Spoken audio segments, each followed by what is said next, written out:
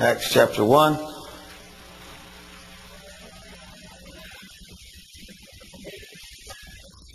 Jesus. See, I like being around where things are happening, where miracles are going on, where impossibilities are taking place. Because with men it's impossible, but with God it's not impossible. It's highly possible with the Holy Ghost. Do you understand that? I know you're frail, I'm frail, we're negative, we're everything, but Jesus is total positive, and yes, and He's powerful. And we're going to submit to that, and we're going to walk in it because Jesus is Lord. I'm telling you, we went to my son-in-law sitting right there, Sean, Brother Sean. I got up one morning, early in the morning. I always get up early and pray, and I was up well before daylight. It was somewhere around 4:30, and I was up, and I was walking down the stairs. You know, my flesh was complaining quite a bit, and I don't ever show that to anybody. I just walk and keep my mouth shut, and went on down, and he was there, and when I got downstairs to my office to where I pray, he was in there already. And that's not, I wouldn't say that's normal for him to beat me when we're together and he beats me to the prayer room. Everybody, my grandson, everybody gets up and prays at my house because that's just the way it is. You're going to eat, you're going to pray. And so my daddy taught me if you're going to put your foot under my table, you're going to do what I say while you at this house. Then I reckon what I say is we're going to get up together and pray and seek heaven. So if you ever come visit me, just know that I will come wake you up out there out of that guest room. At whatever time I get up, it doesn't matter to me what time you want to get up. And we're going to pray together. Now you can go take you a nap after a while I'm working on the 4-wheel drive, getting ready to go to church. That's all right with me. Unless I need you, then you're going to stay up with me and we're going to work together. But it's important that, anyway, he was there. Look, let me tell you about Jesus. Jesus gets on whoever he wants to. He just is in control. It just amazes me how he's in control. You think you are. You're not. The very air you're breathing is monitored. It's alone, I tell you.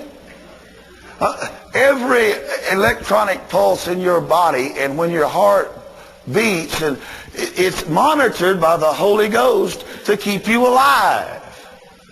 He's in charge. Well, that young man was sitting in that chair, and I walked in, and I'm, ready to go back to bed for another couple of hours because it's way before daylight, and he's just bouncing in the chair. I don't want you bouncing in the chair. I'm not wanting to bounce right now.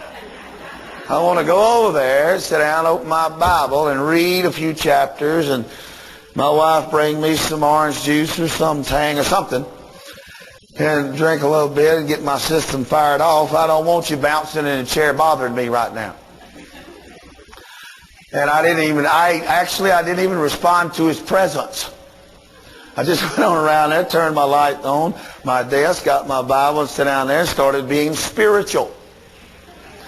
Started praying in tongues and reading my Bible and doing what I do every day of my life. No vacations and no holidays. It's always seek heaven.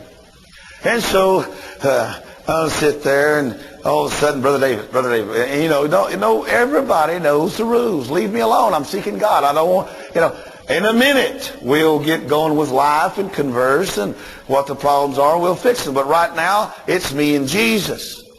And I want to keep it that way, because there's so many things that goes wrong in a ministry the size of ours. I reckon I'd never be able to talk to Jesus if I wanted to just fix problems all the time. It'd be constant, no time for God, and that's an absolute negative life, and I don't like it. So he says to me, Brother David, I need to talk to you. There's something going on, man. I said, Sean, hang on, chill out, son. Wait. Can you see what I'm doing, man? I'm seeking heaven. Just chill out and be quiet, will you? It really deflated him a little bit, actually. He got a little bit, I think I was a little anxious with me, maybe. And he got quiet over there, but it didn't take but about 5 minutes. for any power I got to be overridden. And there he was bouncing again. You know, I'm looking at him, you know, I'm reading and looking, you know. Oh, this kid's done lost his mind. Lord, don't he know it's 4:45 in the morning? My God. Brother David, you got to come. I throwed my Bible down. I'm not going anywhere. Don't you understand? I've got to seek heaven. But Brother David, you don't understand. God came and got us.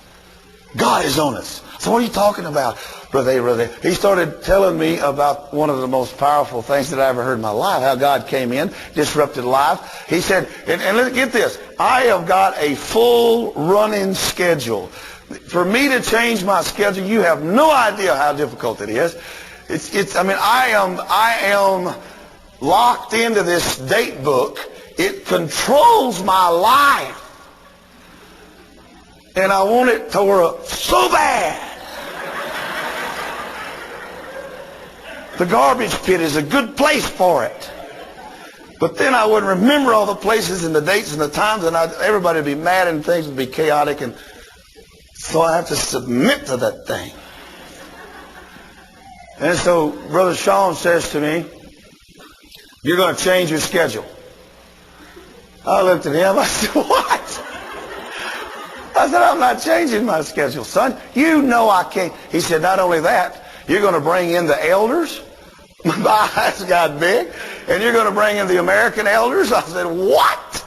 And you're going to bring in their wives and as many pastors as you can get your hands on. It's the will of God. I said, I ain't doing that. It is not the will of God. You have listened to the devil.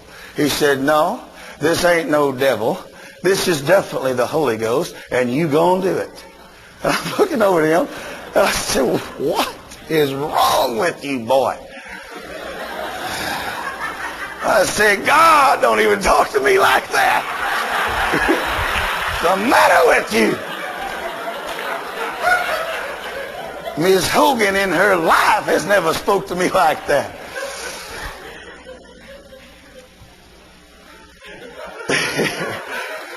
So I told my wife, I've had enough of this. Get my things, I'm leaving early. I got up and left. Look, you got to understand, I have this ranch God bought us.